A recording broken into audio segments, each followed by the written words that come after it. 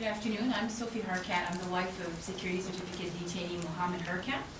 For those of you who haven't had a chance to meet him, he's actually sitting in the front row today.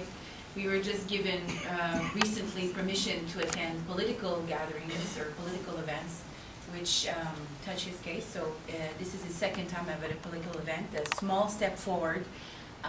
But we hope that one day we'll be clear of all conditions and that we don't have to go through this nightmare again. On December 10, 2002, International Human Rights Day, my husband Mohamed Harkat and my family's life was turned upside down after he was arrested under a security certificate. After 43 months in detention without charge or knowing the evidence against him, he was released on bail in June of 2006 under the toughest conditions in Canadian history. Every day, we are in constant surveillance by the Canadian Border Services Agency, who monitors every minute of our lives, either by the GPS around my husband's ankle, the surveillance cameras in our home, the sensor that's being installed today around my basement door leading to my computer, the tap on our telephone line, through the interception of our mail, and with very overt surveillance when we are out in public. Not only is the process under the security certificate secretive and most information kept from my husband and his public counsels, but the purpose of the security certificate is used to deport detainees to face torture.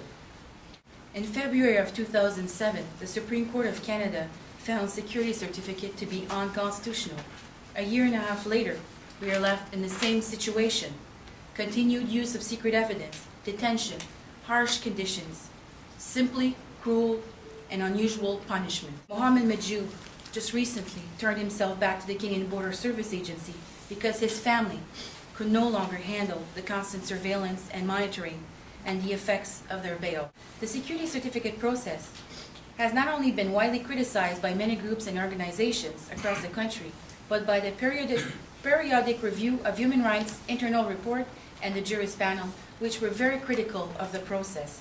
Just recently, our committee received a letter from the Minister of Public Safety, Peter Van Loan, which you will find at the back on the table and in your press kits, that says, on the subject of security certificates, the Canada Border Services Agency indicates that individuals named under security certificates are exempt from legal provisions designed to prevent deportation to risk of torture or other human rights abuse.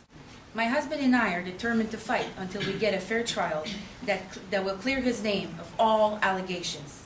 Until then, will my family have some peace knowing a loved one will not be facing the worst outcome imaginable?